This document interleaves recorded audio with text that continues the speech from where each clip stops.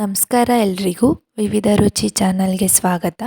ಇವತ್ತು ಜೋಳದ ಹಿಟ್ಟಿನಿಂದ ಸುಲಭವಾಗಿ ಪೂರಿ ಹೇಗೆ ಮಾಡೋದು ಅಂತ ನೋಡೋಣ.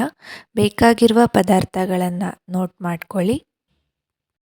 ಮೊದಲಿಗೆ 1 ಕಪ್ ಜೋಳದ ಹಿಟ್ಟಿಗೆ ರುಚಿಗೆ ತಕ್ಕಷ್ಟು ಉಪ್ಪು ಹಾಗೂ ಬಿಸಿ ನೀರು ಹಾಕಿ ಇದನ್ನು ಬಿಸಿ ನೀರಿನಿಂದನೇ ಕಲಿಸ್ಬೇಕು. ಗಟ್ಟಿಯಾಗಿ ಕಲಸಿ ಚೆನ್ನಾಗಿ ನಾದಬೇಕು. ಇದನ್ನು ಗೋಧಿ ಹಿಟ್ಟಿನ ಪೂರಿ ಅಂತೆ ಲಟ್ಸೋಕ್ಕಾಗಲ್ಲ.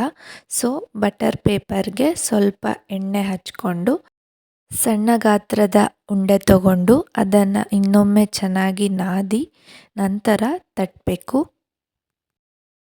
ಅಕ್ಕಿ ರೊಟ್ಟಿ ಎಲ್ಲ ತಟ್ತೀವಲ್ಲ ಹಾಗೆ ಅದಕ್ಕಿಂತ ಸ್ವಲ್ಪ ದಪ್ಪದಾಗಿ ತಟ್ಕೋಬೇಕು. ಚೆನ್ನಾಗಿ ನಾದ್ಕೊಂಡ್ರೆ ಪೂರಿ ಚೆನ್ನಾಗಿ ಬರುತ್ತೆ.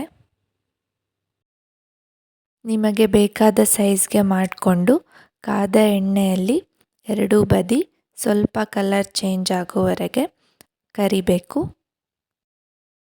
ಯಾವಾಗಲೂ ಗೋಧಿ ಹಿಟ್ಟಿನ ಪೂರಿ ತಿಂದು ತಿಂದು ಬೋರ್ ಆಗಿದ್ದರೆ ಸ್ವಲ್ಪ ಡಿಫ್ರೆಂಟಾಗಿ ಜೋಳದ ಹಿಟ್ಟು ಬಳಸಿ ಪೂರಿ ಮಾಡಿ ನೋಡಿ. ಹೇಗೆ ಬಂತು ಅಂತ ಕಮೆಂಟ್ನಲ್ಲಿ ತಿಳಿಸಿ. ಈ ವಿಡಿಯೋ ಇಷ್ಟ ಆಗಿದ್ದರೆ ಪ್ಲೀಸ್ ಲೈಕ್ ಮಾಡಿ, ಶೇರ್ ಮಾಡಿ ಹಾಗೂ ಸಬ್ಸ್ಕ್ರೈಬ್ ಮಾಡ್ಕೊಳ್ಳಿ. ರೆಸಿಪಿ ಟ್ರೈ ಮಾಡೋದನ್ನು ಮರಿಬೇಡಿ. Thanks for watching.